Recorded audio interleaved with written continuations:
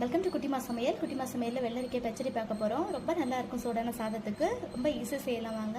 ஒரு பேனில் 2 spoon oil சேர்த்துட்டு 1 ஸ்பூன் கடலைப்பருப்பு 1 ஸ்பூன் வேர்க்கடலை சேர்த்துட்டு நல்லா வதக்கி விடுங்க.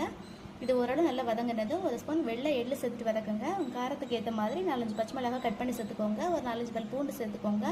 இதெல்லாம் வதங்கினதுக்கப்புறம் நம்ம ஆல்ரெடி தோல் சீவி கட் பண்ணி வச்சுருக்க வெள்ளரிக்காய் சேர்த்து நல்லா வதக்குங்க.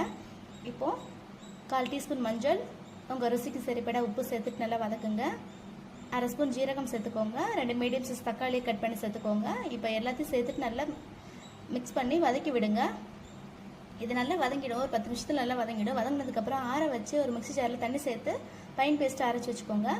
இப்போ ஒரு கடாயில் ஆயில் சேர்த்து 1 ஸ்பூன் கடுகு, 1 ஸ்பூன் உளுந்து, 4-5 காஞ்சி மிளகாய் கட் பண்ணி சேர்த்துக்கோங்க. ஒரு கருவேப்பிலை சேர்த்துக்கோங்க. ஒரு 4-5 பல் பூண்டு இடித்து சேர்த்துக்கோங்க. பெருங்காயம் சேர்த்துட்டு தாளிப்பு கொடுத்துக்கோங்க. அவ்வளோதான், சூப்பரான பச்சடி ரெடி ஆகிடுச்சு. ட்ரை பண்ணி பாருங்கள்.